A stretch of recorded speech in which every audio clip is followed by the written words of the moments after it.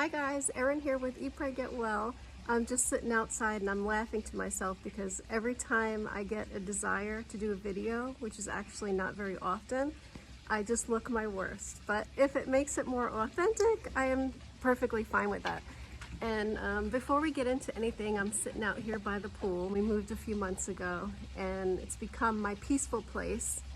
And if my face looks a little bit banged up, there's a good reason for it.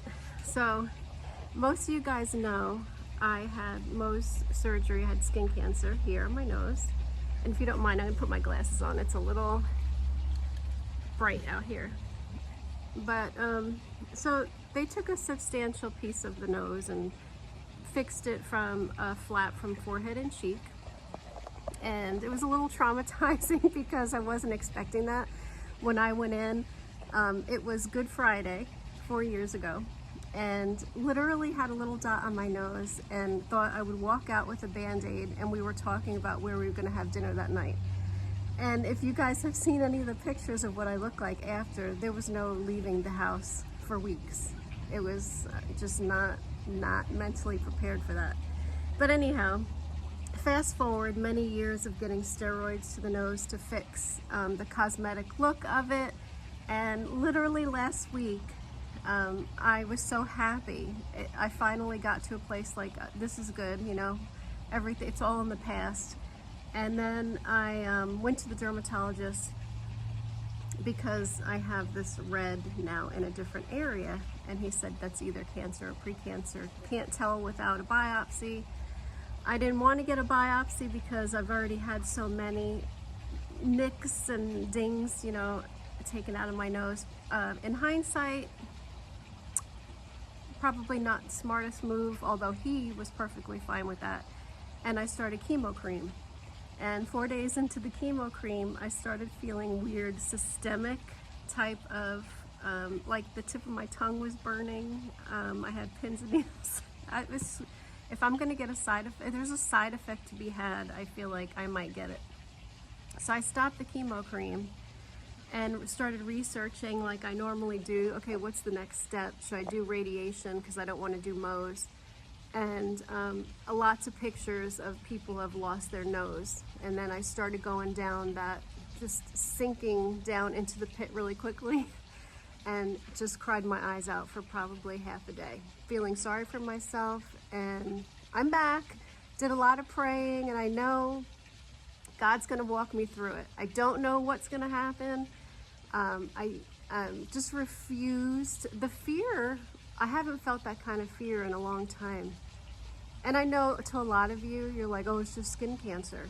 And I know, and I feel really grateful because there's people out there battling things that are unthinkable.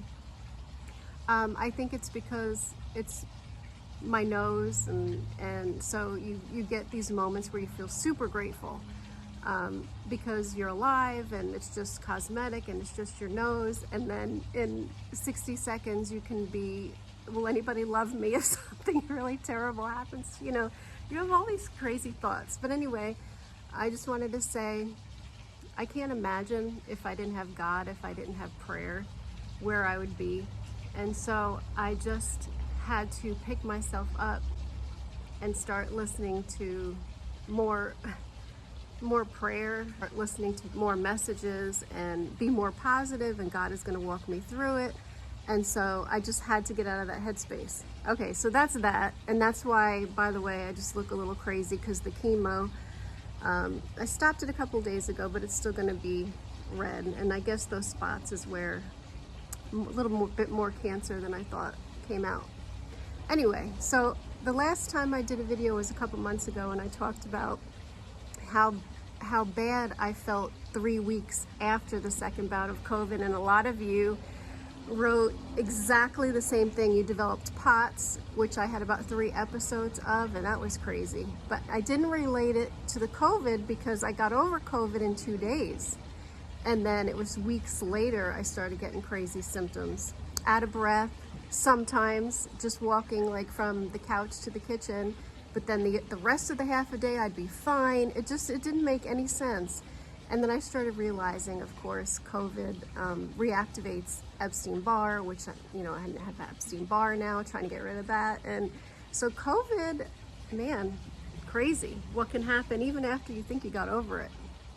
But okay, so what I wanted to talk about was a lot of people were saying, because I feel really great now, what did I do? Lots of supplementing, lots of eating good, not perfect, because I do love to, you know, just eat whatever I want sometimes.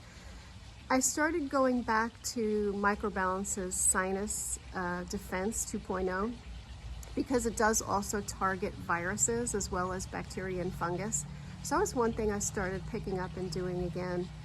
And I don't know if that's what it was or just a combination of a lot of the supplements I'm taking, but I am doing a lot better. Oh, I was also taking monolaurin for the virus, for Epstein-Barr.